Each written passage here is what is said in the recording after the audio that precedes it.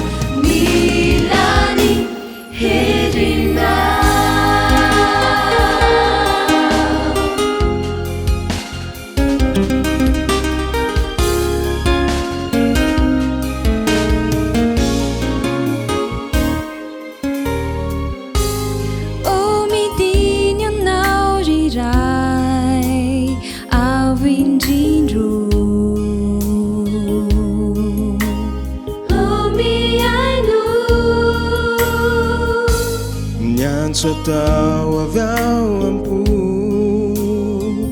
mi ta lao ô bay nu hatungi lanu ni su final values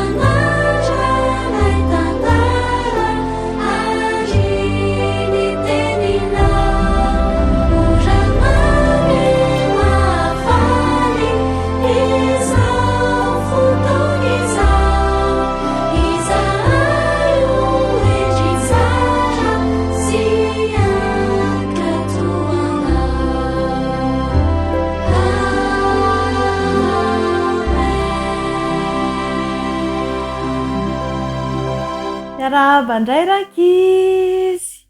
Tonga indray fotoana iarahantsika e. Mahafinaritra ny mahita anareo, mahafinaritra ny miaraka na dia ao anatin'ny fotoana fohy aza. Amin'ity anio ity dia miarahaba manokana amin'ny dada.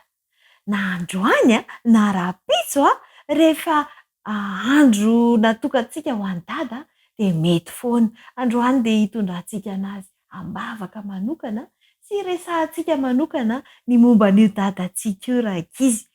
Misy dada avy eo akaikinareo eo? Tena ataovy kalemy be ary dada dia teneny hoe tiako dada. Alefa aingana isa roa telo kalemy be tiako dada. Bisou mamy be ho an'ny dada rehetra. Mialohan'ny hanombohantsika azy rankizy dia andeha aloha isika hanaraka hira mahafinaritra be anankiray ho an'ny dada.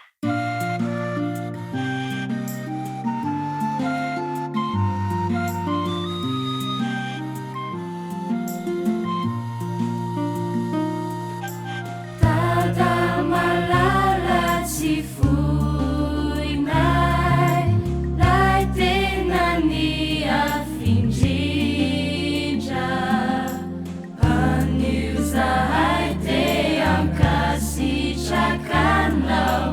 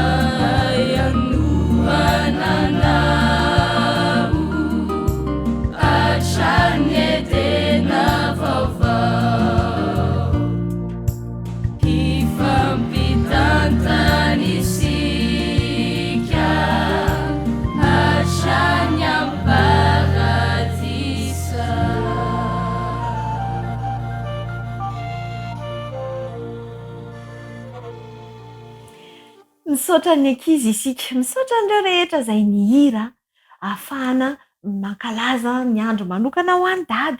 Fa zao ary andeha isika hiresaka manokana momba ny dada. I dada tokoa rankizy dia fanomezana manokana nomena anareo. Iza reny nanome azy e? Andriamanitra. Tena fanomezana tsara indrindra ho an'ny ankizy ny ray aman-dreny. Dia indrindra i dada. Eo anatrehan'Andriamanitra dia tena zava-dehibe mihitsy ny fisian'ny raim-pianakaviana. Mba fantatrareo moa rankizy, ny dada nge ny namboarin'Andriamanitra voalohany indrindra. Rehefa nanamboatra ny olombelona Andriamanitra dia i dada i Adama no namboary voalohany indrindra, izay vao ineny Eva. Marina izany sa tsy marina? Marina. Ie. Dia izao ny Baiboly koa rehefa miresaka momba ny hoe taranaka na firazanana na hoe manao antso manokana Andriamanitra dia ny raim-pianakaviana foana no voalaza ao. Ohatra hoe miresaka hoe ianona zanaky ianona, ianona zanaky ianona, mitantara ny taranaka faramandimby izy, ny fandimindimby, dia ny raim-pianakaviana foana no tononon'Andriamanitra ao. Tamin'ny andro zanak'Israely koa, rehefa niantso Andriamanitra hoe avoreo ny zanak'Israely, dia niantso ny raim-pianakaviana izy aloha, ny loham-pianakaviana aloha no nantsony. Inona re ny antony? Satria ny raim-pianakaviana no mitondra ny hafatra avy amin'Andriamanitra ho ao amin'ny ankohonany, ho ao an-tokantranony. Zava-dehibe amin'Andriamanitra mihitsy rankizy ny fisian'ny dada ao an-tokantrano. Ka rariny loatra raha omentsika andro manokana i dada androany. Rehefa zava-dehibe toy izany rankizy ny mahakasika ny dada, inona ny zavatra tokony ataontsika amin'ny dada zany?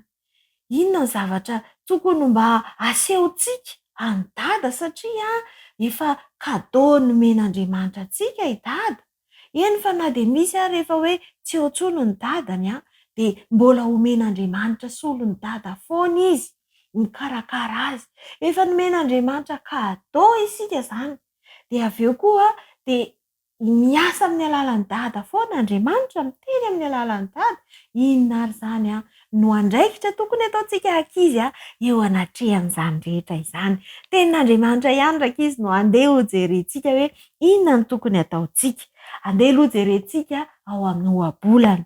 Ohabolana toko 10 eny andininy 1 dia izao ny ataony hoe ny zanaka indry mahafaly ny rainy. Ny zanaka indro ny maninona? Mahafaly ny rainy. Raha ohatra izany tiantsika ho falifaly foana dada dia tokony haninona izany tsika rankizy? Tokony ho endry. Dia mbola miverina ihany izany ao amin'ny ohabolana toko 5:20 andininy 20. Dia ny ohabolana toko 5:20 andininy 20 dia mbola averina ihany hoe ny zanaka endry mahafaly ny rainy, fa ny adala manao tsinitsinina andreniny. Ka raha ohatra izany ka tiantsika ho faly foana dada, na hoe te hankasitraka ny dada isika, hizara ny fitiavantsika ny dada, dia tokony hanana fahendrena izany isika. Aneo fahendrena ao an-tokantrano ao dia mitondra fifaliana ho an'ny dada izany.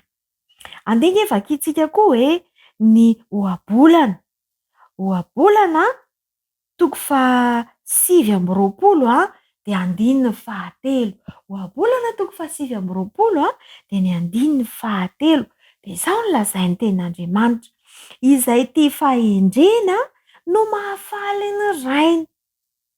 Fa izay misakaizan'ny vehivavy janga dia mandany ny harena. Izay tia fahendrena dia mahafaly ny rainy. Tena mahafinaritra izany dia tandremana ihany koa ny namana ozy izy. Fa raha tsy izany dia mandany ny harena izay efa angon'ny dada ho antsika ankizy. Misy hafatra sy anatra ihany koa omeny tenin'Andriamanitra ny amin'izay tokony ataontsika rankizy. Andeha jerentsika ny Efesianina toko 1. Efesianina toko 1 Efesianina toko fahaenina mantsy Efesianina toko fahaenina fa ny andininy voalohany no jerentsika. Efesianina toko fahaenina andininy voalohany manao hoe anaka maneke ny ray sy ny reninareo ao amin'ny tompo fa marina izany. Atao maninona koa hono maneke ny ray sy reninareo ao amin'ny tompo fa marina izany. Tadidio fa misy ao amin'ny tompo ny zavatra izay asainy ray aman-dreny ataontsika mifanaraka amin'ny sitrapon'Andriamanitra dia maneke ozy izy ny ray sy ny reninareo fa marina izany. Dia izao koa rakizy, aoka ho fantatritsika fa ankoatra ny dadantsika izay ao an-tokantrano na i dada izay mikarakara antsika, mety hoe mpampianatra izany, ireny koa nge misy dady mety hoe dadatoa na dadabe, mety ankoatra ny dada aran'ofo izany izay mikarakara antsika dia manana dada izay tena tia antsika ary eo anilantsika foana isika. Iza re izay Andriamanitra ilay ray tena tia antsika, tsy mahafoy antsika izy, manome izay ilaintsika ary izay tena mahasoa antsika mihitsy no omeny. Tokony hankatoavintsika ihany koa sy arahintsika tahaka an'izay hankatoavantsika ny dadantsika ihany koa izy. Na aiza misy antsika, na inona ataontsika dia tadidio fa eo foana io dada io.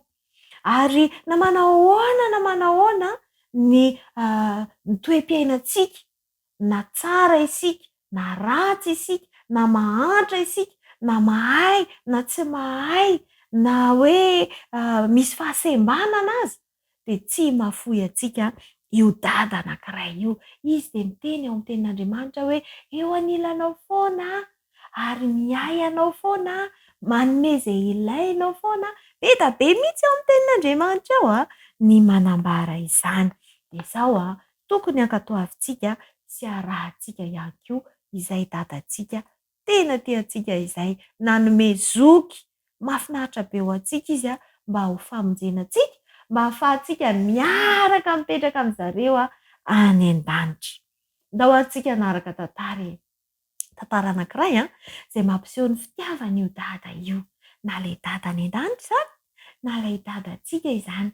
Tantara izay hitantsika ao amin'ny Lioka toko 5:12 andininy 1:20 ka hatramin'ny 2:30. Andeha arahintsika ary ity tantara ity. Nisy lehilahy iray nanan-janaka roa lahy. Olay zandrany tamin'irainy, dado omeo any anjara lovako. Dia nozarain'ilay iray ny fananany ho an'izy roa lahy. Fotoana fohy taorian'izay dia nangon'ilay zandriny avokoa izay anjarany dia lasa izy nandeha lavitra ka nandany izany tamin'ny fiainan-dratsy. Lany avokoa izay nananany ary tonga tamin'izany tany izany no mosary ka tonga nahantra izy. Nitady asa izy mba hivelomany, indrisy tsy nahita afa-tsy ny andro kisoa. Tsy misy hanina ka satry ny ameno ny kibony amin'ny haniny kisoa satria ne tsy nisy te hanome ninina azy. Dia nodiny izay ka hoy izy nieritreritra, ny mpanompo ny dady izao hanina, manako hanina tsara nefa izaho aty fatika ny hanana. Andeha aho any amin'ny dada dia ilazy aminy hoe dado efa nanota tamin'ny lanitra sy taminao aho, tsy mendrika atao hoe zanakao intsony aho, atao voisan'ny mpanomponao aho. Dia nitsangana izy ka niainga ho any amin'ny rainy. Fa raha mbola lavitra izy dia tazan-drainy ary onena azy izy ka namina azy sady nanoroka azy fatratra. Dado, efa nanota tamin'ny lanitra sy taminao aho, tsy mendrika no zanakao intsony aho. Fa hoy ilay rainy tamin'ny mpanompony, dia anaingana, alao ny akanjo tsara indrindra, atafio azy dia asio peratra ny tanany, asio kapa koa ny tongony, dia alaivo ilay zanakombo matavy dia vonoy anaovantsika fety. Fa ity zanako ity efa maty fa velona indray ary efa very fahita indray. Dia faly indrindra izy ireo. Fa ilay zokiny kosa niasa tany an-tsaha ka rehefa tafaverina izy dia nandreny mozika sy ny dia dia niantso ny mpanompony izy mba hanontany izay zavatra niseho. Dia hoy ilay mpanompony, tonga ny rahalahinao dia nyvonoany dadanao ny ombo matavy satria ho ny velona indray hoana ny rahalahinao dia tezitra ilay zokiny ka tsy nentina androso ary tonga ny dadany ny angavy azy mba handroso dia hoy izy izay elizay nanompo anao teto sady nankatoanao foana nefa tsy mba nomenao osy iray akory anaovako fety miaraka amin'ny namako nefa jereo fa rehefa tonga io zanako io dia nefa n'izy efa nandany ny arenany tamin'ny filandratsy dia vononao azy ny omby vavy matavy dia hoy indray taminy ianao ry zanako teto amiko foana ane ianao ary izay nananako ane dia anao avokoa andeha re ifaly fa ity zandrinao ity ane ka efa maty fa velona indray ary efa very fa hita indray. Zay ary rakizy ny amin'iny tantara iny tantara ao amin'ny baiboly iny tadidinareo ve hoe aiza misy an'ilay izy Matio lioka manko lioka toko 5:10 andininy 2:20 ka hatramin'ny 2:30 tena tiatsika io dada io ary na manahoana na dia hoe efa nanao zavatra tsy nety mihitsy arany dia vonina andray atsika foana izy rehefa miverina aminy isika. Andeha ary sika hanolotra hira anankiray sahady ho an'ny dada.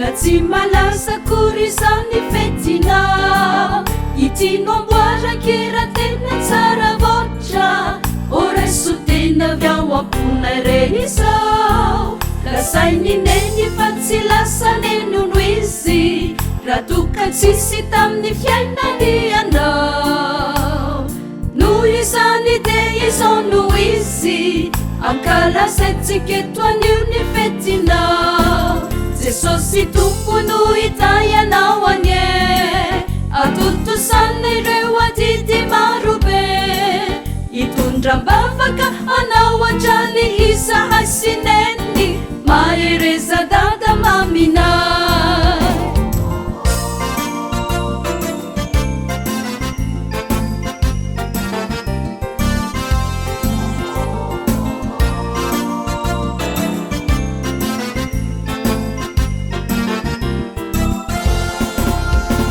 Masika sy mipedipedy foana ka tena mampiferinay na indraindray dia mbola maminay tsy forinay foana satria anao aneno natoy izao anay ny teny izay fotononay raha vao miteny dia dada foana mitsy aloha rary ny toko zahay sy neny raha tena tianao loatra minifo Jesosy tompono itayanao anye atotosana ireo adidi maro be itondram-bavaka anao hatrany izahay sy neny mahereza dada maminay Jesosy tompono itayanao anye atotosana ireo adidi maro be itondram-bavaka anao hatrany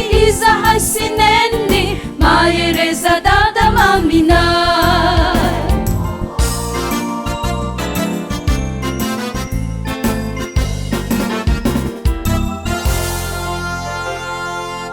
Manahoana daholo rakizy inona moa androany raha tadidinareo fety natokana ho an'ny dada iza moa i dada ary manahoana moa ny toetra ny dada ho fantaritsika androany izay voalohany i dada no mpisorona ao atokantrano ohatra ny ahoana moa zany hoe mpisorona ao atokantrano zany rehefa manao fiambinana maraina rehefa mianatra lesona dia i dada no mitarika amin'ny fotoana izy ihany koa no mampianatra baiboly atsika ankizy faharoa i dada dia modelitsika i dada no mampiseho atsika hoe ohatra ny ahoana ny toetra tokony ananantsika zanaka ohatra ny ahoana ny tokony atao sy ny tsy tokony atao Ary fahatelo dia i dada no namany neny voalohany indrindrany ao an-trano. Tena tiany dada manampy ny neny ary arak'izay ataony dada amin'ny fanampiana ny neny ho tokony ataontsika ankizy ihany koa. Inona avy ary ireo toetra tsara ananany dada. Tena manana toetra tsara be dia be dada, kanefany anankidimy no resantsika androany. Voalohany i dada dia endry. Mampianatra antsika zanaka hanana fo endry dada. Faharoa i dada dia manana fahamatorana. Dia ohatrany ahoana moa izany hoe manana fahamatorana izany dada. Izy no mampianatra antsika ny zavatra tsy fantatritsika ary izy ihany koa no manitsy antsika rehefa misy zavatra tsy mety ataontsika. Indraindray manko tsika ankizy maditra dia tsika mieritreritra hoe mety foana ny zavatra ataontsika dia i dada no miteny hoe tsy mety izany fa izao no tokony ataonao. Fahaefatra i dada dia be fitiavana. Be fitiavana amin'iza moa dada? Amin'ny olona rehetra fa indrindra amin'eny sy ny zanany. Dia tiany dada ho tsapantsika foana fa na malahelo tsika, na matahotra tsika, na faly tsika dia eo foana dada. Na inona misy ao an-tokantrano dia eo foana dada ho antsika sy ho an'ny neny. Ary fadiny farany i dada dia tia mivavaka. Tena tia mivavaka ho an'ny ankohona ny dada ary i Jesosy no manampy an'ny dada hampianatra baiboly antsika sy tarika antsika ho tonga any fiainana mandrakizay. Dia izay rakizy no mombamomba ny dada. Tena mendrika tokoa ny anokana antsika fety andro manokana ho an'ny dada. Ka izao mila tsaroantsika ihany koa fa manana dadantsika any an-danitra izay nanome antsika fanomezana lehibe dia tsy iza fa i Jesosy izay mahato antsika teo amin'ny hazo fijaliana ho famonjena antsika rehetra. Ka ho tahinana eny dada rehetra ary Jesosy hitany dada rehetra maneran-tany. Amen.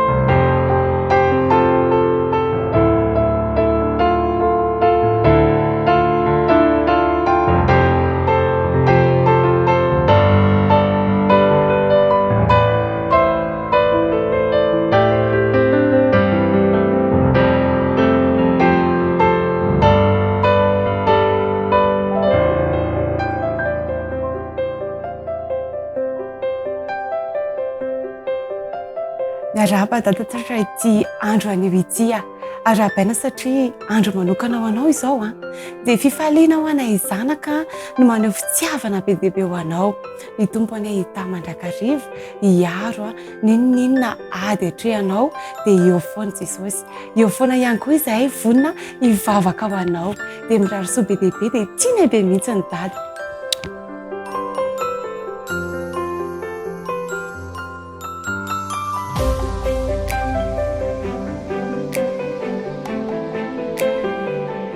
Faly miarahaba ny iray rehetra na tratra izao andro manokana ho anareo izao dia ny fetiny iray izany. Faly miarahaba anareo tokoa izahay zanakareo satria tsapanay ny fitiavanareo anay. Ka dia mirary soa anareo izay mba azo hery ary ny fitahian'Andriamanitra ny omba anareo mandrakariva. Tianay be nareo.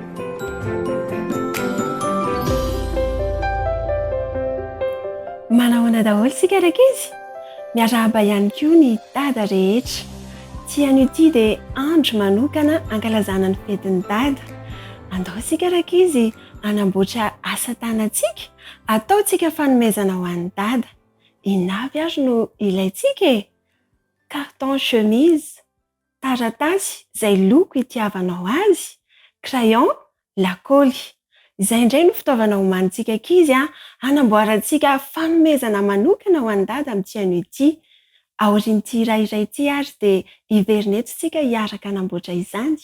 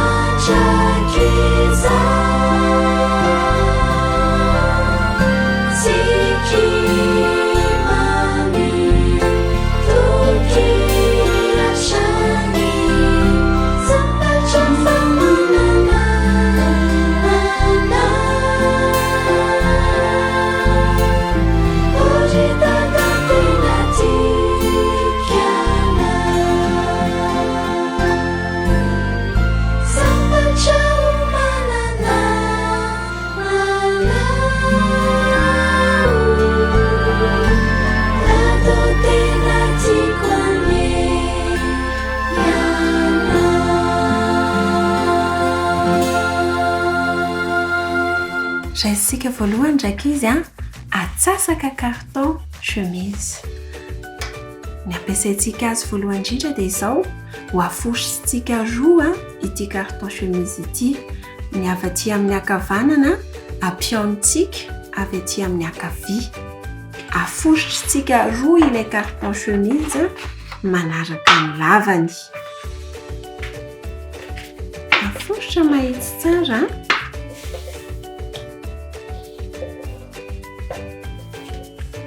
Rehefa voafosotsika roa ilay carton chemise ndraiky izy dia sokafantsika indray ahafahantsika manety azy dia hozaraintsika roa.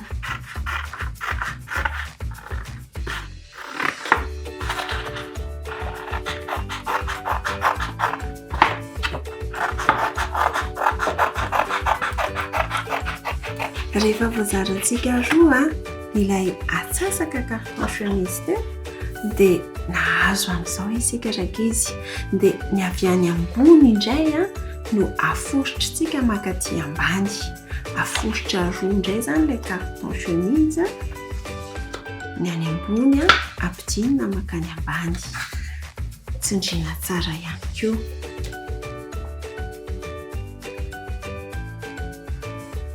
eto ambony amin'ny sisiny ambony eto amin'ny havanana raka izy, izany hoe aviany amin'ilay fiforetan'ilay carton chemisetsika eo amin'ny sisiny ankavanana, dia tahaka izay ihany koa eo amin'ny sisiny havia ho hetezantsika eo.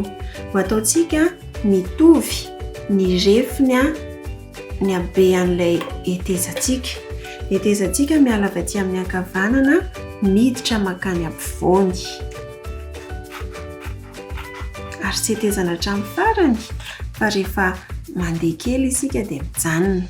Dia ohatr'izay ihany koa avy aty amin'ny ankavia, hetezana avy aty amin'ny sisiny miditra makany ampovoany.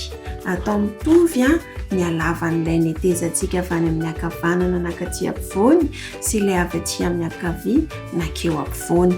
Tsy hetezantsika hatramin'ny farany fa mijanona isika rehefa lavo hety kely.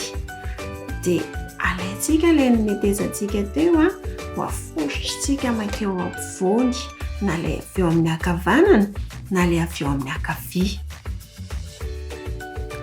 Rehefa voahetitsika izy raka izy dia asiantsika lakaoly mba hipetaka.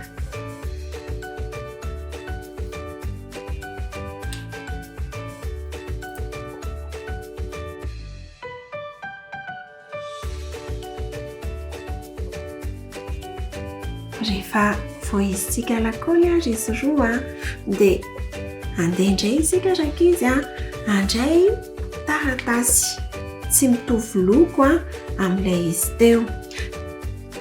Ny anaovantsika an'ity taratasy ity indray dia ho ataontsika haingon'ilay lobaka namboarintsika teo. Anety lavalava miakatra isika raka izy hanamboarantsika bretelle ho an'ilay lobaka namboarintsika teo.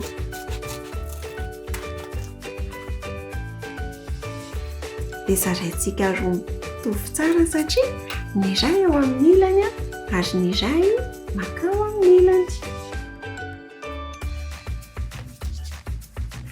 Dia ho apetakitsika lakaoly indray raka izy ilay bretelle, apetakitsika eo amin'ny lobaka dada, fanomezana omentsika ny dada izy ity. Dia ho apetakitsika ihany koa ny avy ato amin'ny ilany ary.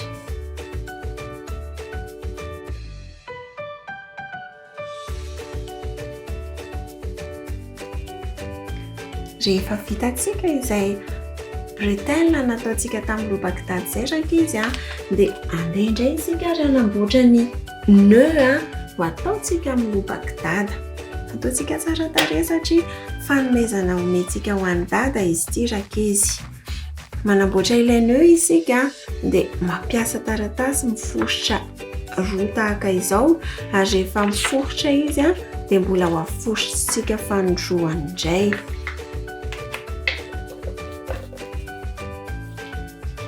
Miforitra efatra zany ilay taratasy dia eo amin'ilay fiforetana iny isika no anao sarina nœud izay ho apetakitsika eo amin'io akanjon'ny dada io.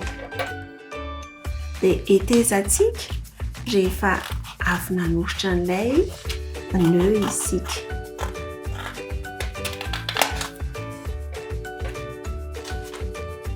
Sokafantsika arany ilay nœud namboarintsika teo raka izy.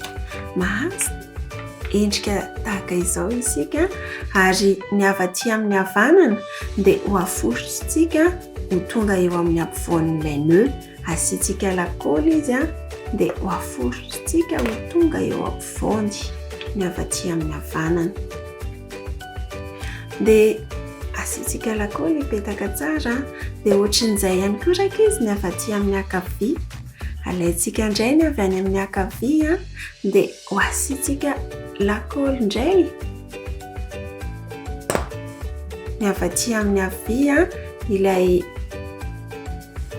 anankiray dia ataontsika ihany koa izay ihaonany eto ampovoany. Izany hoe nahazo endrika nœud tahaka izao. Afinaritra antsika raka izy. Ity nœud ity no apetakitsika eo amin'ny vozon'ilay lobaka namboarintsika atao fanomezana ho any dada. Apetakintsika tsara tahaka izao.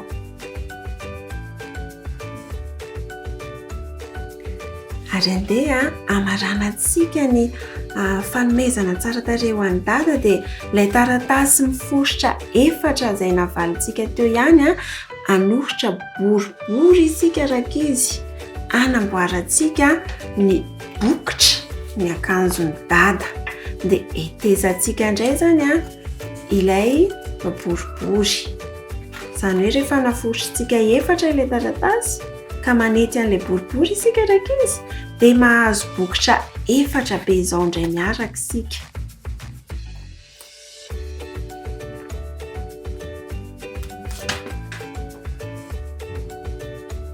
Dia ho apetatsika ilay bokotra ny akanjon'ny dada.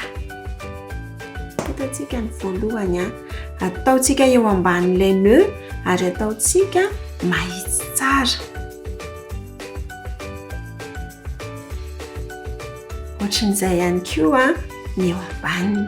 Apetakintsika ataotsika mahitsy tsara, karakaraintsika tsara ny fanomezana omena ny dada.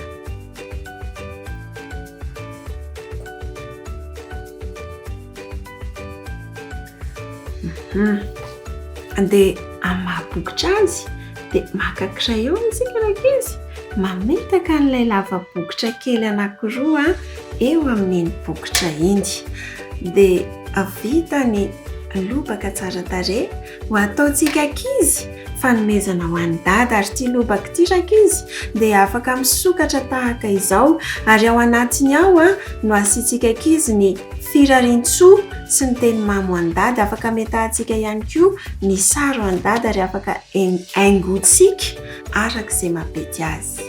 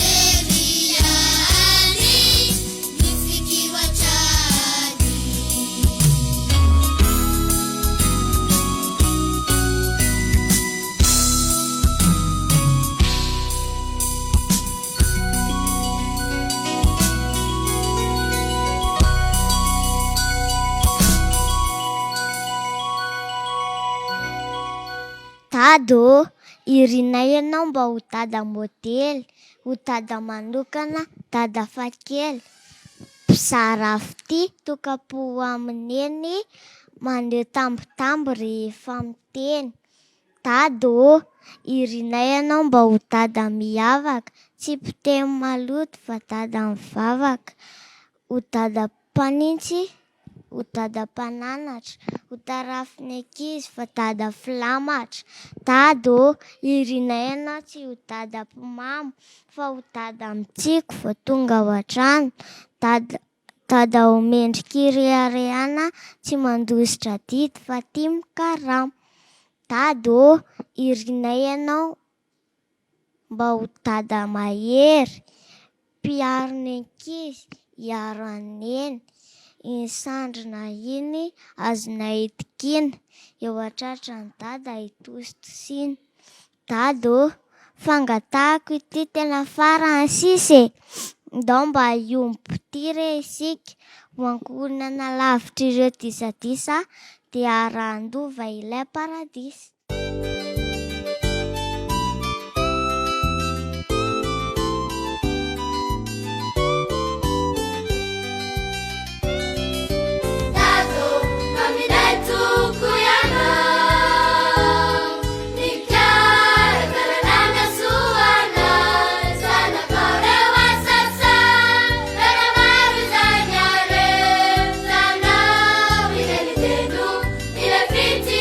Avana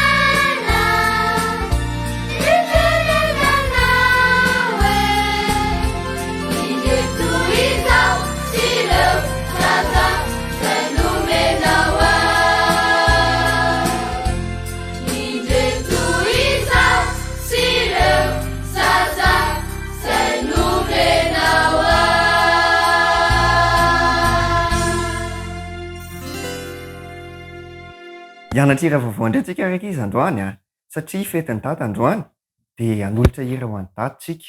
Eno hoe angefa ho ataoko le hira e. Tato tena tianay Jeso tio taio tatanay. Averintsika le hira dia afaka tonga dia manaraka amin'izay a izay efa mahay, dia ho an'izay mbola tsy mahay a dia mianatra ihany. Ao a, isa roa telo. Tato tena tianay Jeso tio taio tatanay. Zay a, efa mahay daholo amin'izay a. Ao amin'izay ary miara manao daholo tsika rehetra, manisa telo a dia miara-mihira daholo. Isa roa telo. Tato tena tianay Jeso tio taio tatanay. Bravo!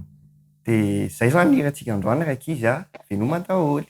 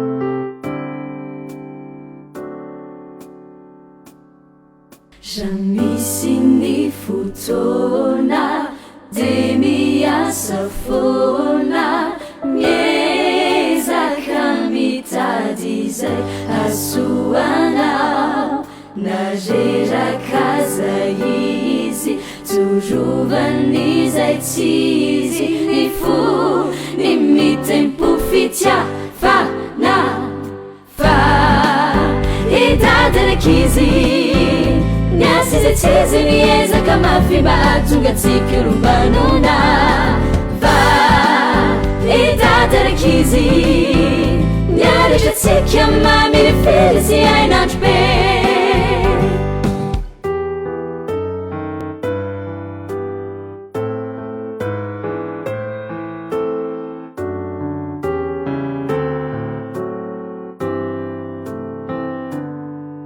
Pitino tsy arotro kely Aikio tsy anjery Izy tena ty mananatra Tonga de mahitsy Tsy mivilivily ny ty Misika ho filamatra Fa idadarakizy Nyasize chizi niezaka mafimba atunga tikirumbanuna Fa idadarakizi Nyarisha tikya mami rifirisi ainanjbe Ritumpu bandaja yenjo Omba tahiwa si ume ueja rikufi falina idadanai Ka nifana inau Nuhitaritala na sianu lutsaina laita danai Ritumpu bandaja yenjo Omba tahiwa si ume ueja rikufi falina idadanai Ka nifana sainao no hitaritalana sian'olotsaina lay dadanay no hitaritalana sian'olotsaina lay dadanay no hitaritalana sian'olotsaina lay dadanay. Nafinaritra be daholo ve rakizy ny zavatra hitantsika teo. Niaraka tamin'ny oseana tsika, nanao zavatra namantatra zavatra mahafinaritra be. Niaraka tamin'ny posy koa tsika, nanao tonokalo dia nanao firaritsiho ho an'ny dada. Ary niaraka tamin'ny lalaina, tianareo ve niaraka tamin'ny lalaina, nanao cadeau mahafinaritra be ho an'ny dada. Nahafinaritra izany ary niara-ny hira koa isika ho an'ny dada. Izao ary rakizy efa marana fotoana sahady isika. Tsy maintsy hivavaka ho an'ny dada isika rehefa avy eo. Antsointsika posy hivavaka ho an'ny dada. Fa saingy izao mirary soa mandrakariva ho anareo rakizy. Mirary soa mba ho zaza indry ane ianareo. Zaza mahafaly an'ny dada ane ianareo. Ary ho zaza tian'Andriamanitra ane ianareo. Dia andeha ary tsika hivavaka manokana ho an'ny dada. Dia rehefa avy eo tsika dia bye bye.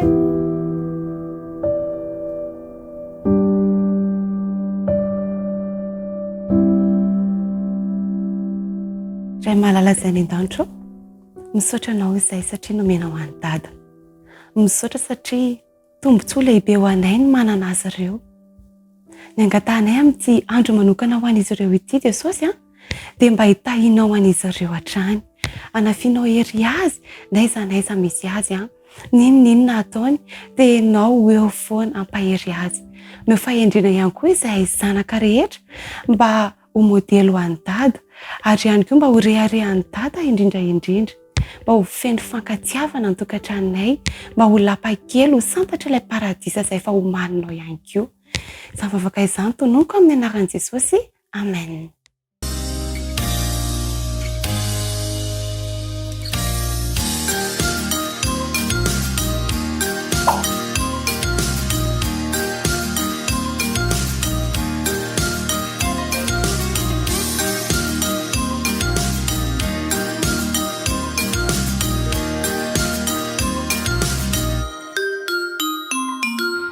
Eny ary miarabantsika indray tratra ity fotoana ity. Ao anaty minitra vitsy dia andeha ho tohizantsika indray ny resaka ny fanaovantsika tamin'ny heriny mikasika ny hoe fomba firesaka amin'ny olona anankiray. Dia nahitsika tamin'izay hoe ilayntsika manao, izay ny lohatenintsika voalohany izany hoe manao ny olona rehetra ho zava-dehibe. Nasongaditsika tamin'izany fa ilaina ny mametraka ny tombam-bidin'ny olona miresaka aminao, na izy na iza, na kely na lehibe. Ary nijerentsika tamin'izay koa hoe tsy dia tsara ny mitsaratsara mialohan'ny olona vao mijery olona anankiray tsika dia efa mandeha ny fitsarantsika ny olona. Androany tsika dia hijery hoe aza manasongadina ny tenanao. Rehefa miresaka zany dia ilayntsika koa ity hoe raha tiantsika ny ahatonga ny olona ho liana amin'ny zavatra resahantsika dia kendreo ny hanokatra ny varavaran'ny fony izy ireo. Izany hoe miezaka mandrakariva zany tsika manao izay mahasarika ny olona. Dia dikan'izay dia le hoe izay ny dikan'le hoe tsy asongadinao ny tenanao fa mitady izay ahafahanao manokatra ny fony aminao izy. Anana hevitra tsara momba anao izy amin'izay rehefa hita fa manome lanja izay mahakasika azy ianao. Jerentsika fa mitohy amin'le lohateny teo aloha hoe apetrao ny tombam-bidiny. Rehefa mametraka ny tombam-bidiny ianao dia manomboka misokatra tsikelikely, mitady ny hevitra rehetra hanokafana ny fony ianao amin'izay fotoana izany. Ary eo izy dia teneniko teo hoe anana hevitra tsara momba anao izy rehefa hitany fa manome lanja azy ianao amin'izay fotoana izay. Ary ny resaka fanaovana amin'ny olona dia azo atomboka amin'ny fanontaniana tsotra. Rehefa miresaka zany ianao dia resaka tsotra, resaka fanontaniana, fahasalamana. Manahoana ny fahasalamanao? Inona ny azoko anampinanao? Manahoana ny tokantrano? Manahoana ny ankohonanao? Resaka tsotra zany. Ahoana ny ovin'hevitrao momba izao zavatra izao? Ary ny tena tsara indrindra dia izao hoe rehefa maniry ho tonga mpanolontsaina ianao eo amin'ny fiarahamonina na eo amin'ny mpiarabelona aminao mpiara-miasa naizanaiza misy anao a dia ataovy izay atonga ny olona anankiray a hiresaka betsaka momba azy zany hoe zay le hoe aza manasongadina ny tenanao avelao izy hiresaka momba azy a izy ny tokony hiresaka bebe kokoa fa tsy anao akory ary amin'izany a zany fomba izany ny ahafantarantsika hoe ny fihetseham-pony ny olona anankiray a sy izay zavatra ilainy a mba hahafahanao a manampy azy dia izay zany anisan'ny dingana anankiray indray nijerentsika tamin'ity androany ity hoe aza manasongadina ny tenanao ianao a fa izao izay hanokatra ny fony a ary indrindrandrindra avelao izy ilaza betsaka momba azy a fa ianao a miaino zany ny anjaranao dia mankasitraka antsika mandrakariva manaraka ny torohevitra ra-panabeazana isaky ny takariva ohatran'izao a ary mametraka ny mandra-piaona amintsika tsirairay avy.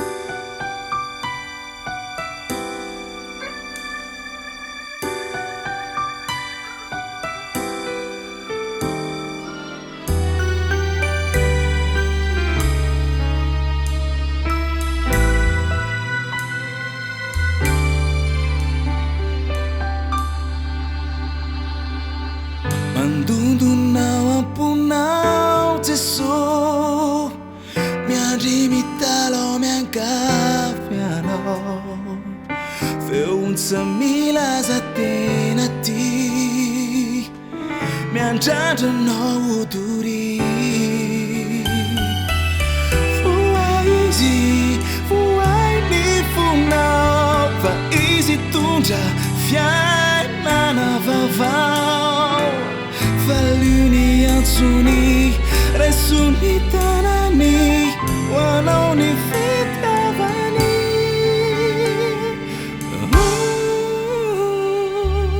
mandondona amponao izy mifo na oasimana kavali rasani lay fitiavany no fidy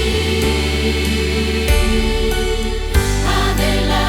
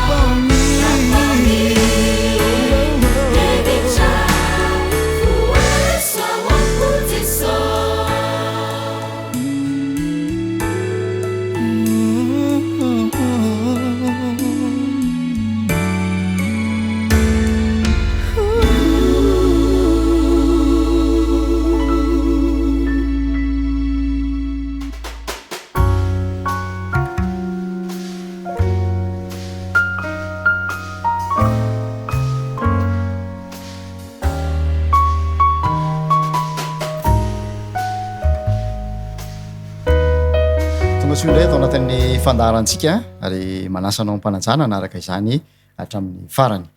Miaraba ny pasteur any Partina Fanera izay vonimbonina ihany koa anoho ny dilavitra izay rahantsika mamakafaka ny vavaka nampianarin'ny tompo amin'ny Matteo toko fahaenina.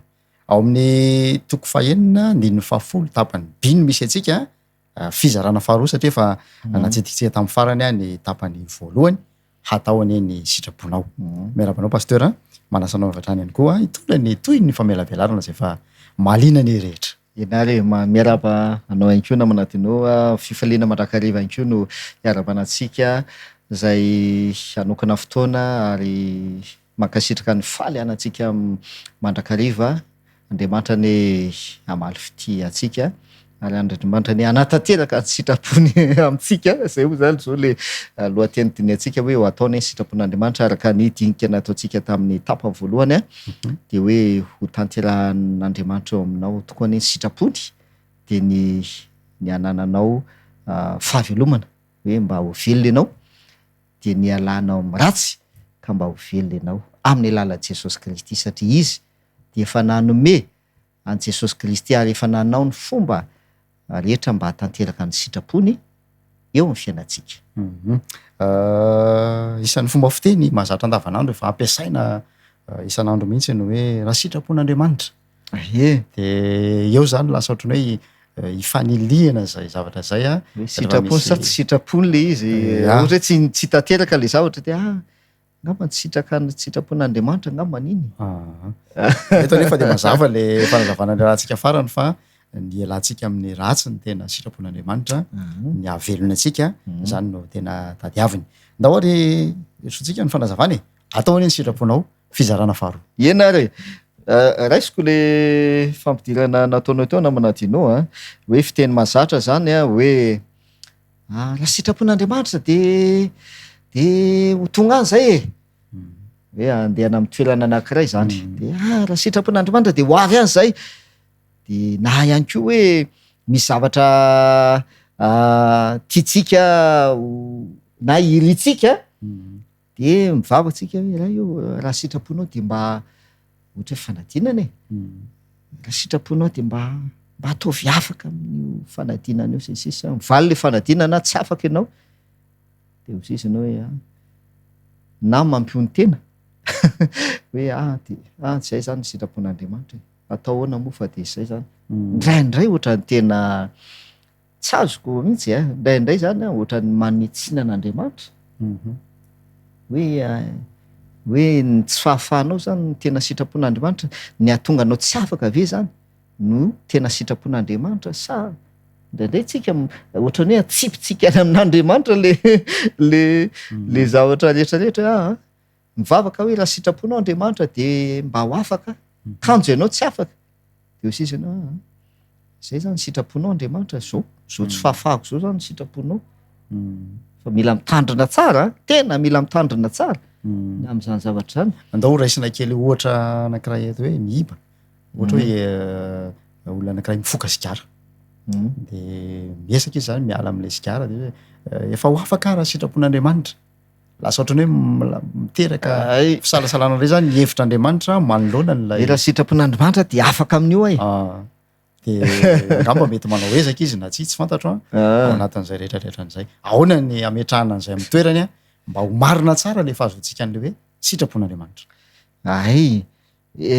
Le tapany voalohany nazavaintsika aloha zany efa mazava be le voalaza amin'ny Ezekela toko 7:30 tena mazava be le voalaza ny ten'Andriamanitra hoe tsy sitrako ny hafatesan'ny ratsy fanahy ho Jehova.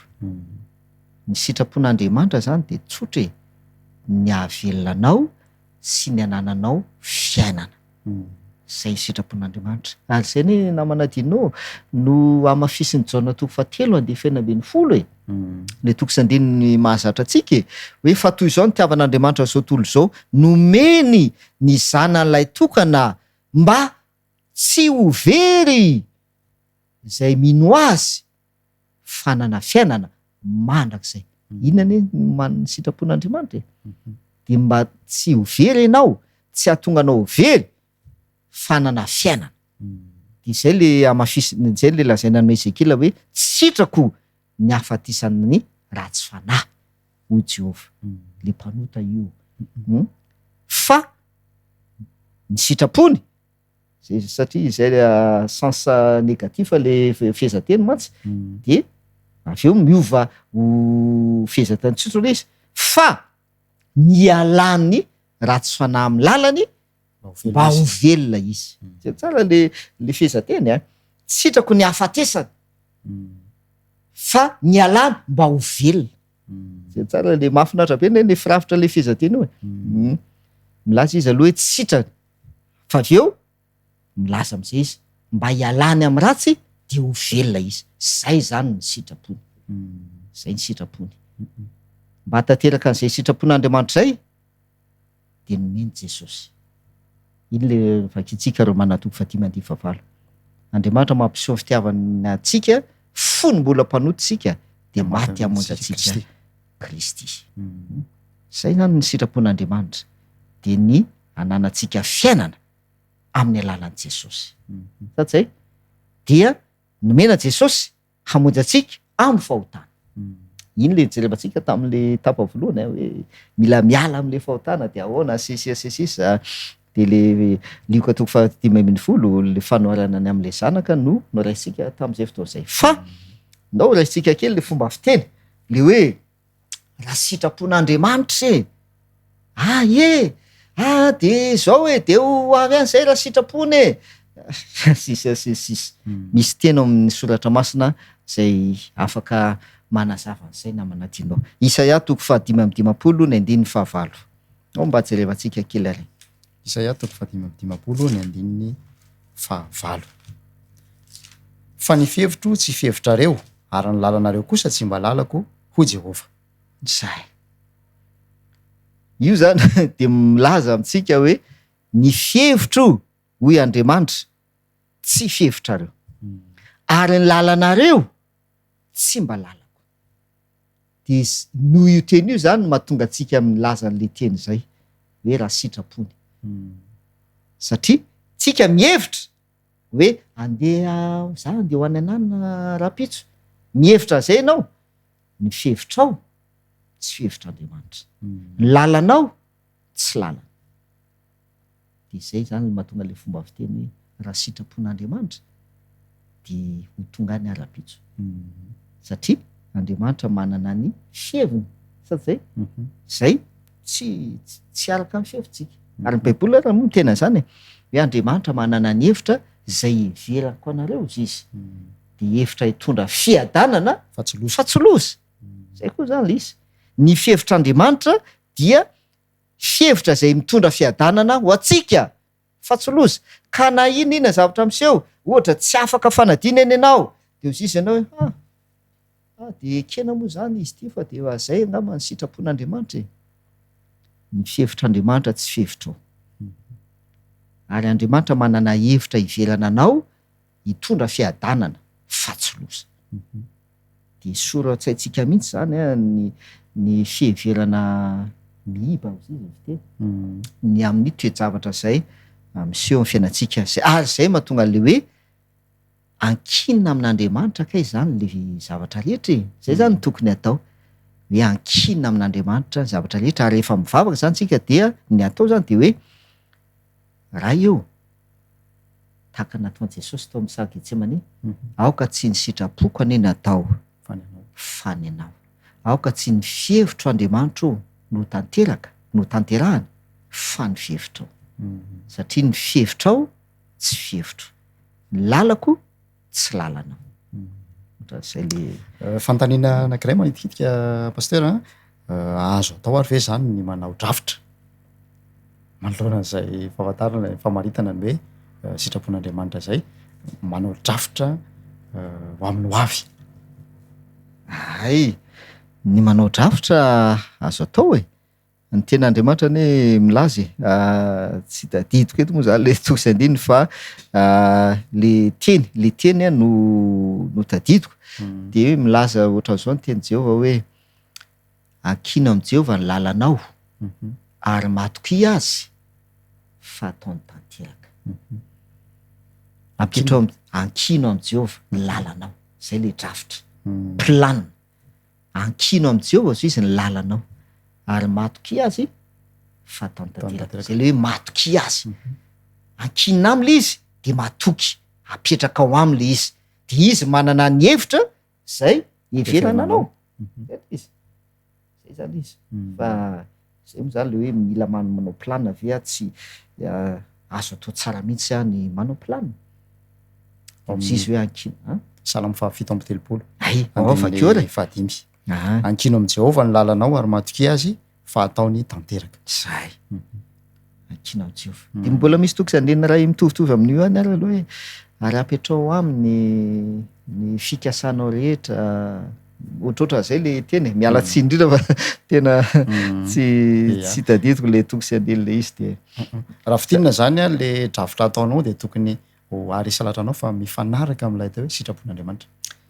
Zay le izy kanefa hoia hoe ny fihevitry Jehovah tsy fihevitritsika ary ny lalantsika tsy lalany, zay le isa toko 5:10 zay fa ny atao de hoe manao planiny ianao de io voalasany salama io ankina am' Jehovah le izy de matoky azy ozy izy. Ninona zany zavatra miseho na le tsy planina nataonao azy no tanteraka de zay le hoe matoky azy. Zay zavatra mety ahasoa atsika kokoa noho zay netreretintsika aza ka zay le ten'Andriamanitra hoe izao manana ny hevitra zay ivelana anareo de hevitra hitondra fiadanana fa tsy loza.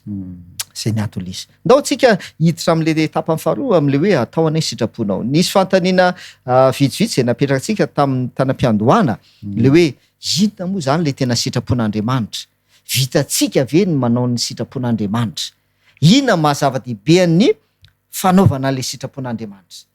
Ino moa zany ny namanadinao mahazava-be ny teny Jesosy ao amin'ny Matthieu 7:1-2. Mba vakina kely le izy. Matthieu 7:1-2. Matthieu 7:1-2. Zao ny vaky ny teny, tsy zay rehetra manao amiko hoe tompoko no hiditra amin'ny fanjakany lanitra fa zay manao ny sitrapon'ny raiko zay ny an-danitra. Zay raha nametraka fanontaniantsika hoe inona mahazava-dehibe ny fanaovana ny sitrapon'Andriamanitra de mazava mivaly teny Jesosy. Tsy zay rehetra manao amiko hoe tompokotompoko, tsy zay rehetra manonona ny anaran'Andriamanitra na hoe mivavaka amin'Andriamanitra no hiditra amin'ny fanjakan'Andriamanitra, io le hoe ho tonga any amin'ny fanjakanao fa izay manao ny sitrapon'ny raiko zay ny an-danitra, zay manao ny sitrapon'Andriamanitra. Eto ary Jesosy de miteny mihitsy hoe ny sitrapon'ny raiko le atao zay ny an-danitra fa tsy hoe ny sitrapoko fa le sitrapon'ny raiko. Fa ndao tsika maky ny ten'Andriamanitra ary Jaona 4:9 ny andininy 9:20.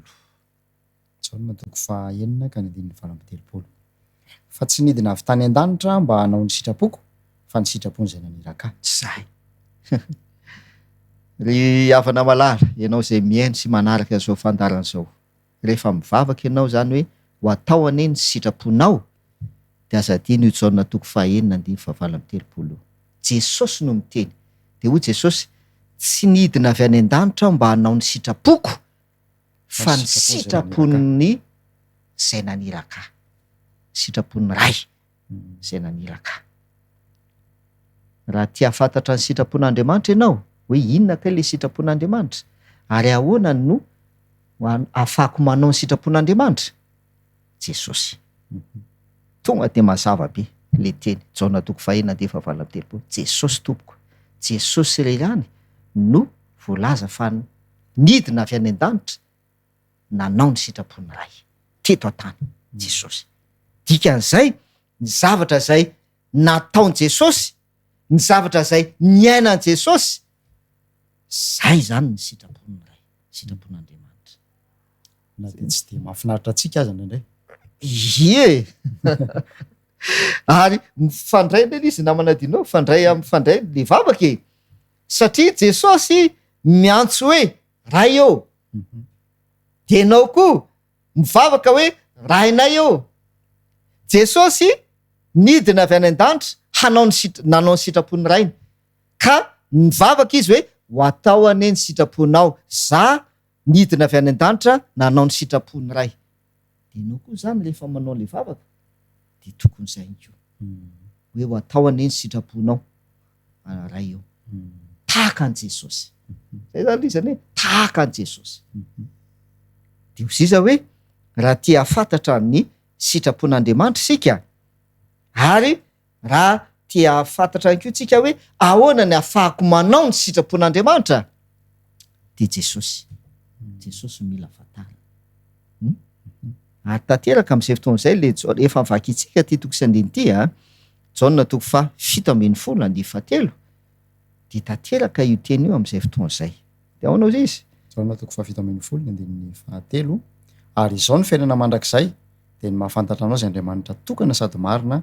sy Jesosy Kristy zay fanondrahinao zay izao ny fiainana mandrakizay dia ny mahafantatra an'Andriamanitra sy Jesosy Kristy zay efa ny ray ny fiainana mandrakizay de mahafantatra an'Andriamanitra ray sy Jesosy zay naniraka Jesosy zay ny ray dia ao maky toko sy andina atsika ao amin'ny Jaona toko 10 no andeha ho jerevantsika ary Jaona toko 10 ny andiny 7:20 Jaona toko 10:7 ny ondriko miaino ny feoko ary zao mahalala azy ary izy manaraka raha miteny ny ten'Andriamanitra am'ilay Jaona toko 9 hoe tsy nidina avy any an-danitra ho Jesosy mba hanao sitrapoko fa ny sitrapony zay naniraka ianao ihany koa tompoko raha tena fanirinao volonté fanirinao ny hanao ny sitrapon'Andriamanitra de manaraka an Jesosy ny dikany manaraka an Jesosy de hozy izy ny Jaona toko 7:20 ny fiainana mandrakizay de ny mahafantatra an'Andriamanitra ray sy Jesosy Kristy mahafantatra an'Andriamanitra sy Jesosy Kristy ary eo namanadinao no somary olana eo amin'ity fivavahana ity de inona le izy betsaka ny kristianina miresaka amin'ny kristianina atsika olona zay mino an Jesosy sady zay betsaka reo kristianina no tsy manao an'le sitrapon'Andriamanitra tonga de mahitsy be le teny zay betsaka ny kristianina no tsy manao ny sitrapon'Andriamanitra ahoana le hoe tsy manao sitrapon'Andriamanitra tsy manaraka an Jesosy satria zay nely izy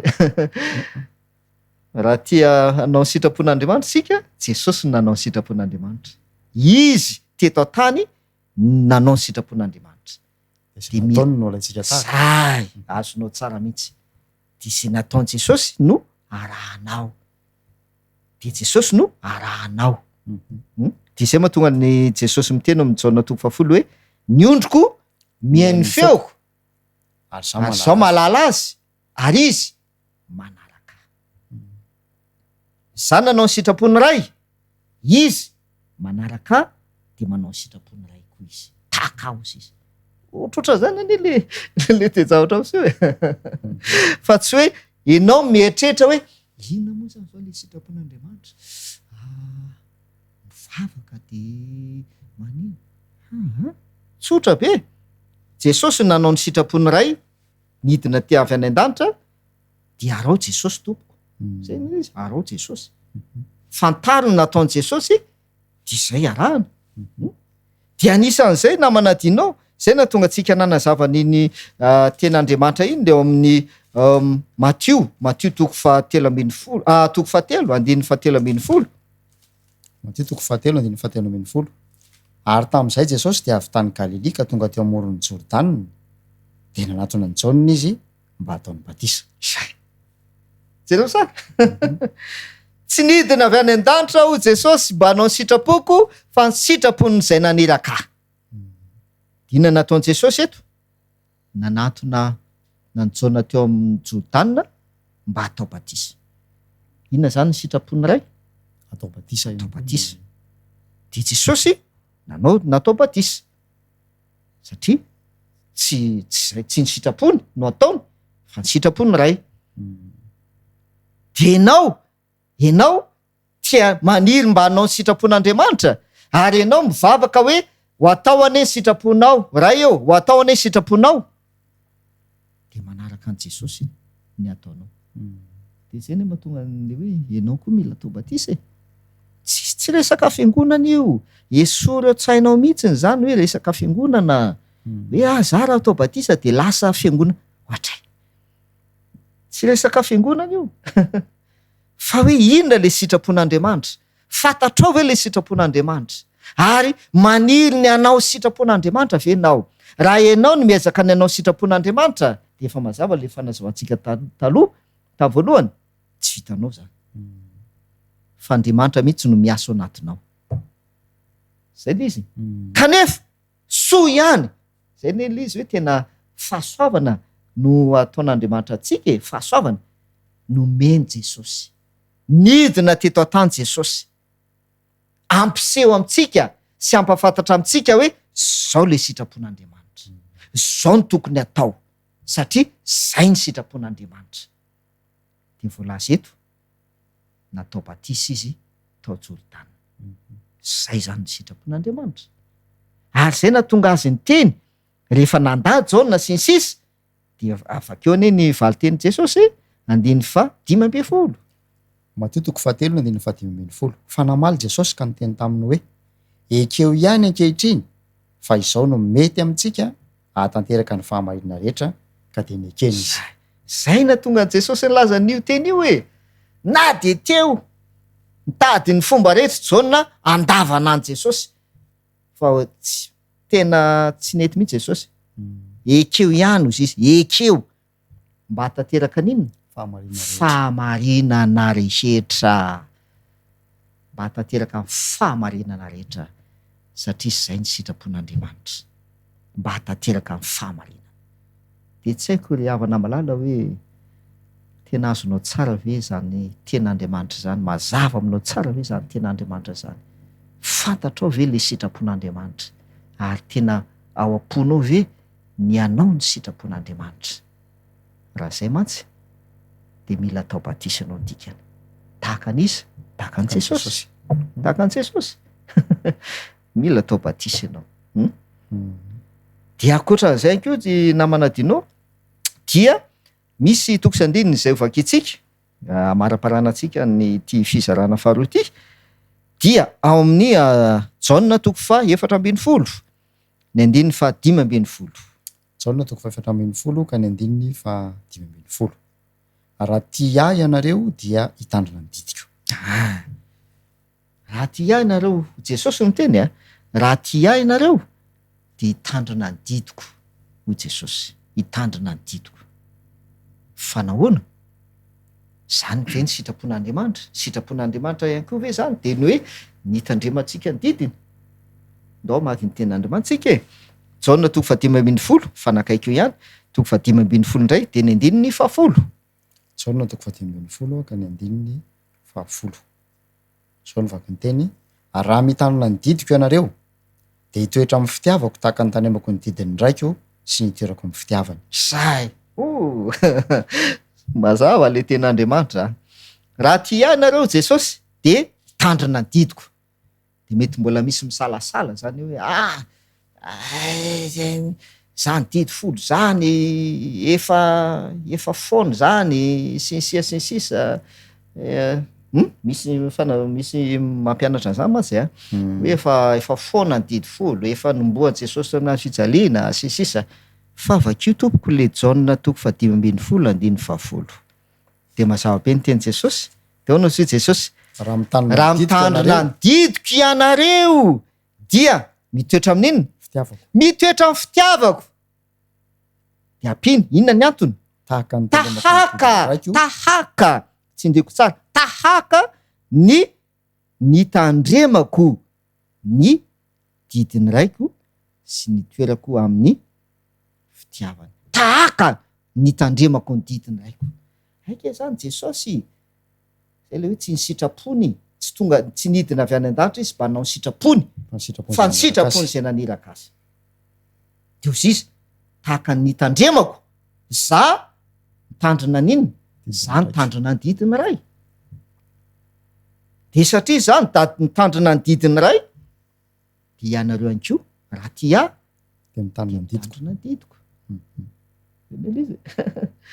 zay le hoe tsotra be raha ty hahafantatry tsika hoe inona moa ny sitrapon'Andriamanitra Jesosy no fatarina Jesosy tsy nidina avy any an-danitra ho Jesosy mba hanao sitrapoko fa ny sitrapony zay naniraka za nitandrina ny didiny ray de ianareo koa tokony hitandrina ny didiko sy hitoetra amin'ny fitiavako de tafitro anatin'izany any namanadinao raha miresaka fotsiny tsika zany ao amin'ny Exodosy 20 manomboka ny 9 de milaza ny ten'Andriamanitra hoe mahatsiarova ny andro sabata anamasina azy satsay eny manao ny asanao sy anaovanao raharanao rehetra fa sabata ny Jehovah Andriamanitra ao ny andro fafito sabata de milaza ny ten'Andriamanitra ao amin'ny Lioka 2:4-5 ao mba avakio kely Lioka 2:4-5 Lioka 2:4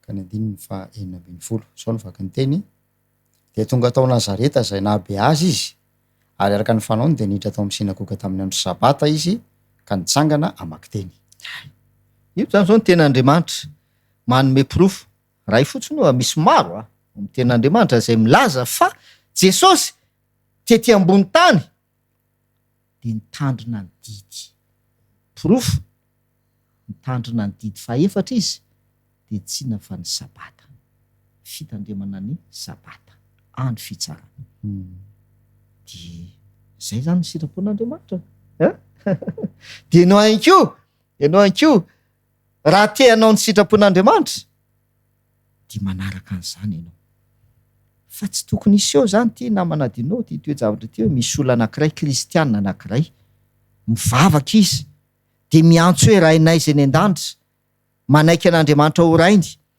io ray io ekeno ray io io naniraka an Jesosy tety ambony tany Jesosy rehefa nidina tety ambony tany ny rahan'io Andriamanitra ray io dia nanao ny sitrapony ty naniraka azy ty anisan'izany ny fitandremana ny didiny de ty le kristianina zay mivavaka hoe rainay zay any an-danitra ty miantso an'Andriamanitra hoe raha io tsy manao ny tahaka ny nataon'i Jesosy zany ny tena mampalahelo be zany mampieritreritra ity kristiana zay mivavaka ary miantso hoe rainay zay any an-danitra io zay rain' Jesosy koa io araka ny Jaona 2:20 mivaky itsika hoe hiakatra andeha ho any amin'ny rainareo ho any amin'ny raiko sy ny rainareo zy Jesosy sy ny Andriamanitra sy ny Andriamanitra reo tsy manaraka ny ataon'i Jesosy izy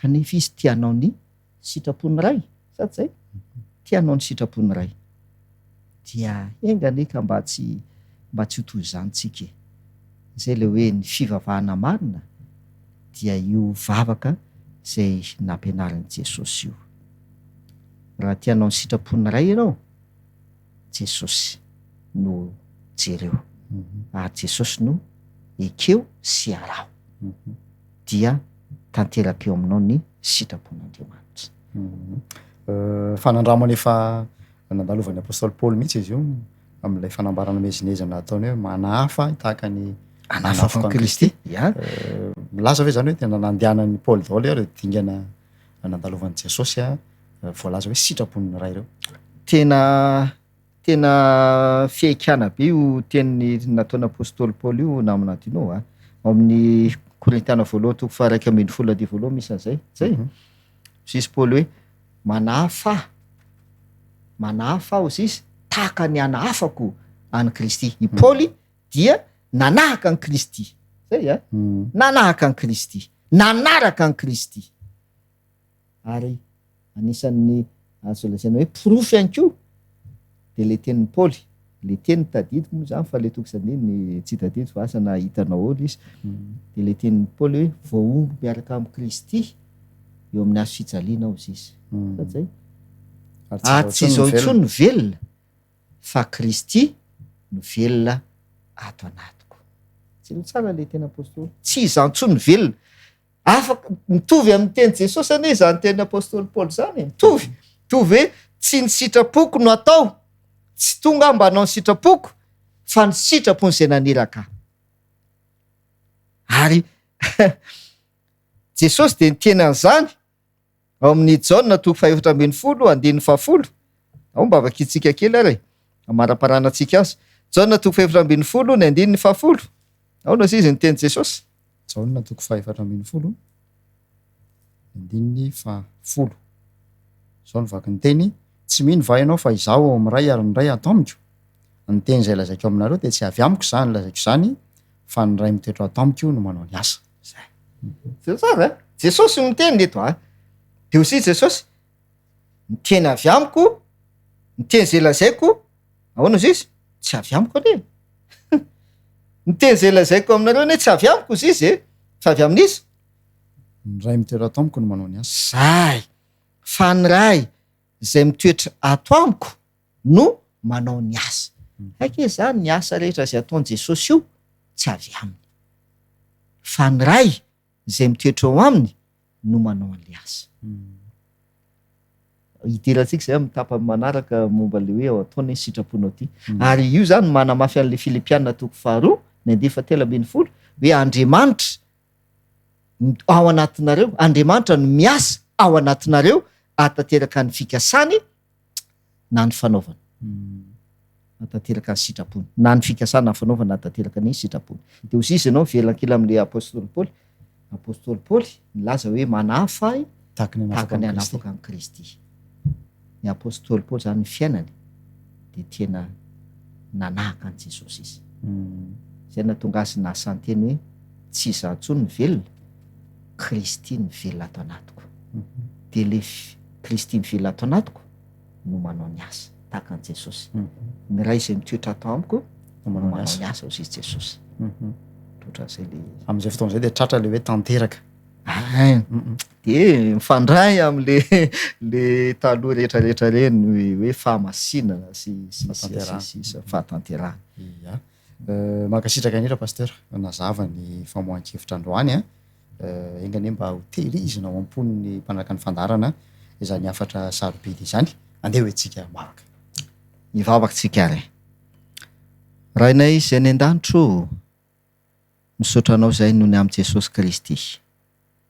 Tsy takatray tsy fantatray akory ny sitraponao, hoe inona moa ny sitraponao. Tsy afaka manao sitraponao akory izay, tsy mahavita manao sitraponao akory ary izahay. Fa noho ny amin'i Jesosy izay tonga teto amin'ity tany ity, nidina avy any an-danitra mba hanao ny sitraponao, dia fantatray ny sitraponao. Ary azonay atao ny manaraka an'i Jesosy Kristy ka mba ho tanteraka eo aminay anie ny sitraponao. Esoro anatinay tsirairay avy Andriamanitro ny fisalasalana rehetra mba tsy hahatonga anay hanaraka an'i Jesosy. Aoka tsy hevitra naharaka amin'ny fisainan'olombelona izahay, na hijery zavatra hafa, mety hijery fiangonana, hijery olona, fa aoka hijery an'i Jesosy Kristy, ilay tompony finoanay sy mpanefa azy, ka hanapa-kevitra hanaraka an'i Jesosy Kristy. Da io ny tsirairay avy amin'ny anaran'i Jesosy. Amen. Dia ho tanteraka amintsika rehetra anie izany faniriana lalina izany ary hatonga antsika tsirairay avy hanao ny sitrapon'Andriamanitra tahaka an'i Jesosy ihany koa. Isaorantsika ny pasteur Andriamparatina Fanerana naiky hitondra izay famelabelarana izay ankasitrahany koa ireo teknisianina izay nanao ny tsio zavatra nampita ny sary sy ny feo taty atokantraminao. Isaorana ihany koa ianao izay nahatratra amin'ny farany mandra-piresaka ho amin'ny manaraka.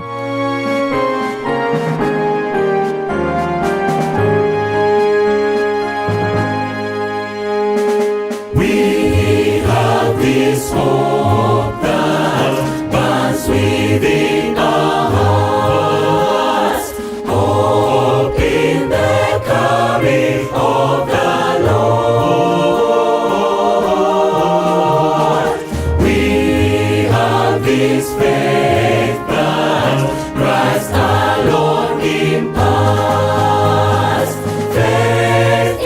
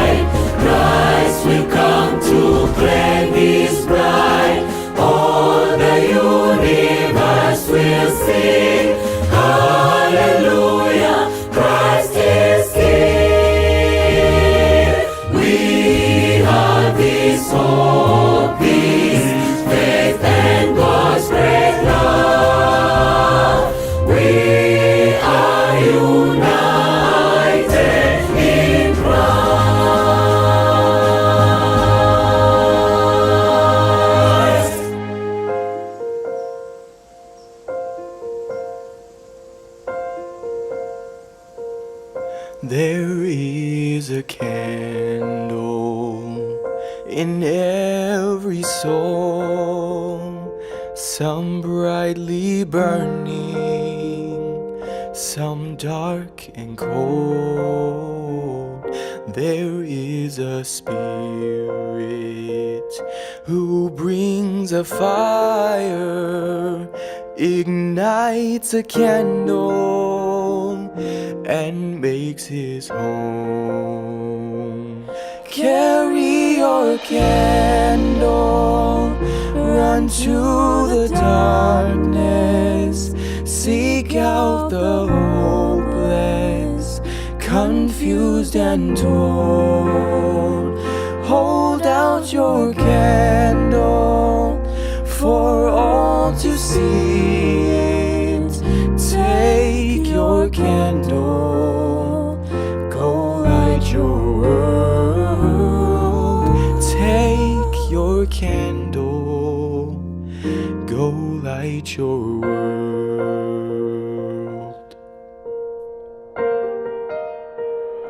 Frustrated brother, see how he's tried to light his own candle some other way. See now your sister, she's been robbed and lied to, still holds a candle without a flame. Carry your candle, run to the darkness, seek out the hopeless, confused and torn. Hold out your candle for all to see it. Take your candle, go light your world. Take your candle and go light your world.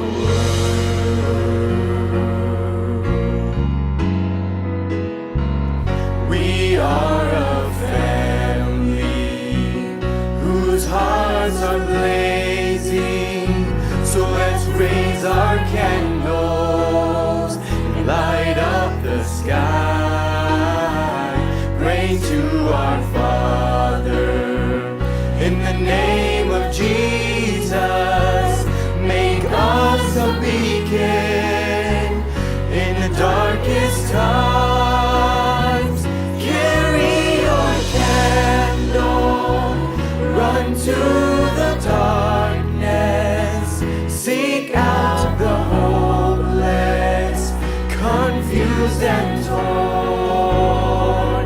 Hold out your candle for all to see it. Take your candle, go light your world. Take your candle,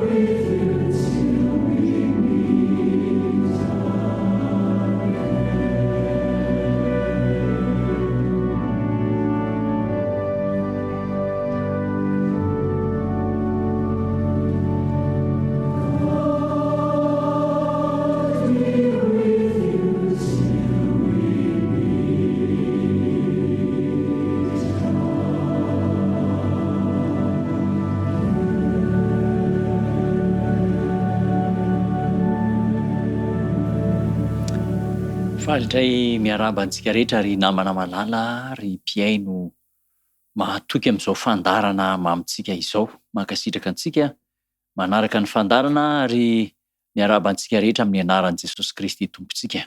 Amin'ity feonantsika takariva ity dia andinika teny fikasana isika. Teny fikasana mitondra toky sy fanantenana, teny fikasana mamelombelona ny foamam-panahy ary teny fikasana avy amin'Andriamanitra. Ao amin'ny bokin'ny soratan'ny mpaminany Jeremia no angalantsika n'izany teny fikasana izany. Mpaminany Jeremia moa dia anisan'ireo mpaminany lehibe iray izay ampiasain'Andriamanitra hitondra ny hafatra ho amin'ireo zanak'Israely. Mpaminany lehibe izay nampiasain'Andriamanitra mba hanafaka mpahafantatra ny zanak'Israely ny hafatr'Andriamanitra amin'ity firenena Israely sy firenena Joda ity.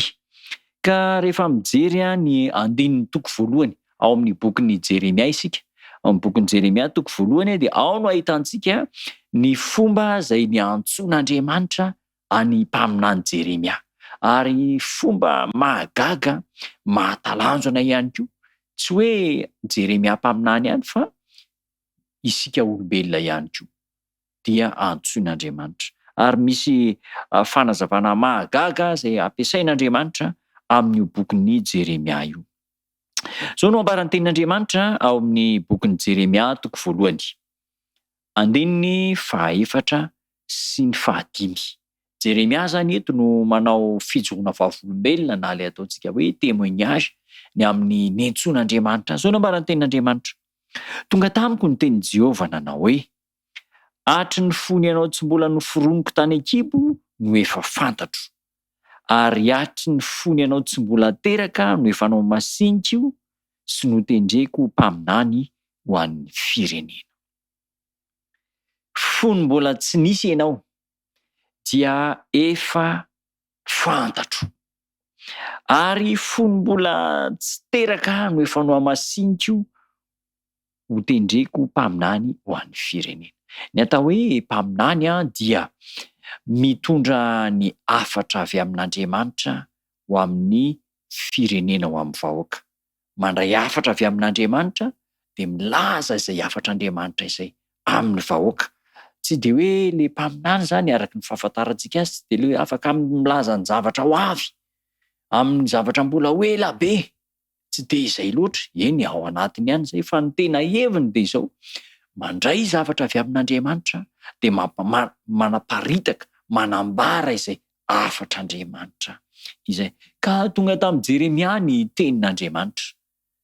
Dia niteny tamin'i Jeremia Andriamanitra manao hoe mbola tsy nisy ianao dia efa fantatro.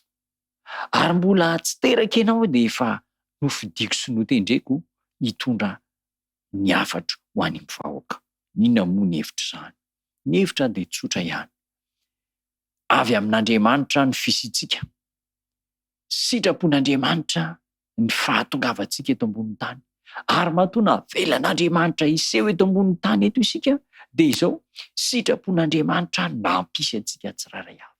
Ianao zany raha misy, izao zany raha misy dia aoka ho tadiditsika fa sitrapon'Andriamanitra. Efa fantatr'Andriamanitra efa ela dia ela ny fisintsika. Ny fahatongavantsika eto ambonin'ny tany efa tao anatin'ny programan'Andriamanitra. Ary tahaka ny Jeremia mpaminany, ny programan'Andriamanitra dia izao tendren'Andriamanitra ho mpaminany, ho hitondra ny hafatr'Andriamanitra, ampahafantatra ny hafatr'Andriamanitra any amin'izao tontolo izao. Raha tena takatry ny olombelona tsirairay avy izay antom-pisiany izay anton'ny fahavelomany izay dia ho tsapany fa Andriamanitra mihitsy no nampisy azy. Zava-dehibe ny fahafantarantsika an'izany an-dalanteny izany. Dia rehefa naheno an'izany Jeremia mpaminany, rehefa naheno an'i Jehovah ny teny dia hoy izy hoe andininy 5 Jeremia toko voalohany andininy 5. Hoy kosa aho, indro izy Jehovah tompo, indro tsy mahay mandahan-teny aho fa mbola zaza. Inona no tian'izany ambara?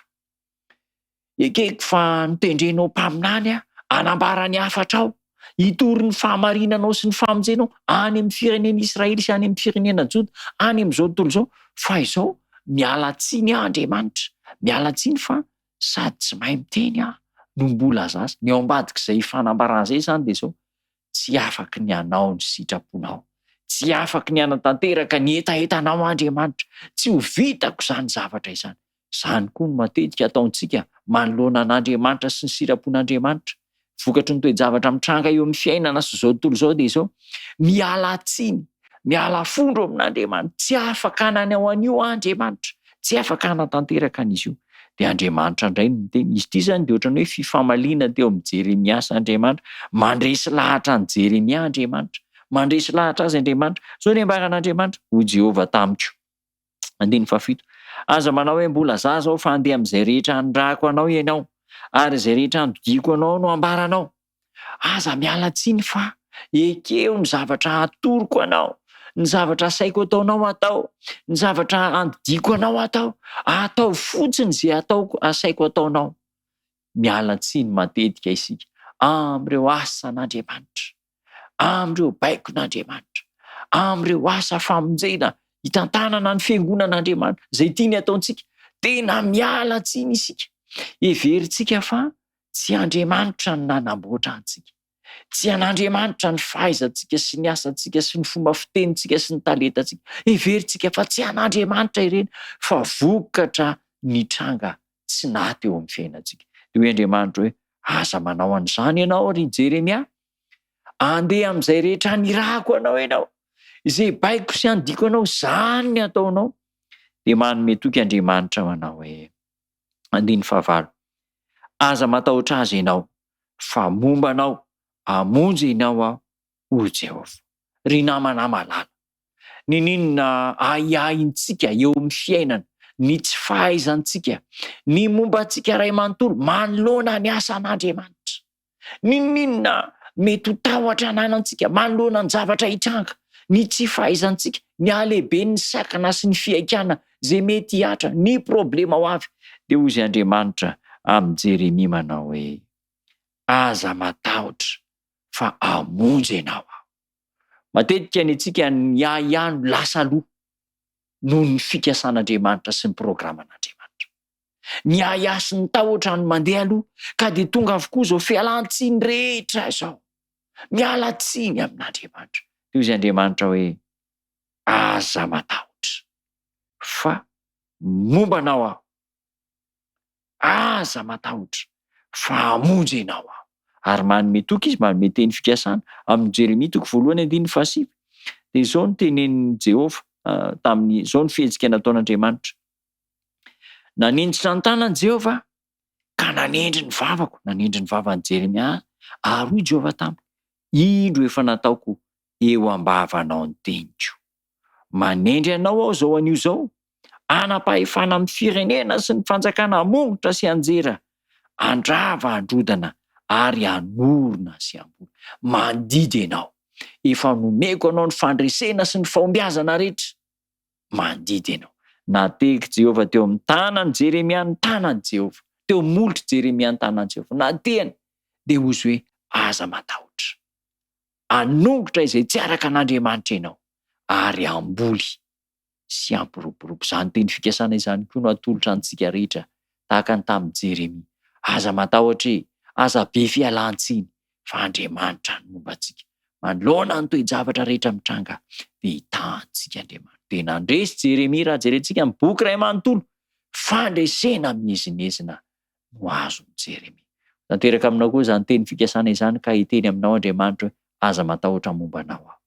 Akasika Andriamanitra amin'ny lohanao, amin'ny asanao, amin'ny vavanao, amin'ny tokantranonao ny tanany, ka anome anao ny fitahiana, anome antsika ny fitahiana rehetra. Aza matahotra, aza miala tsiny amin'Andriamanitra. Hitanao Andriamanitra, hivavaka isika, andeha hiaraka hivavaka isika.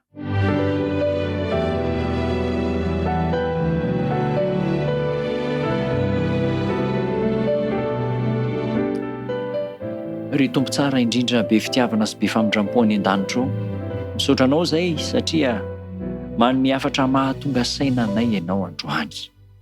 Be fialan-tsiny, be fanahiana noho ny tsy fahaizanay izahay, be fialan-tsiny noho ny tombontsoa mety hoverinay raha miara-miasa aminao izahay. Tompo manaiky hiara-miasa aminao izahay.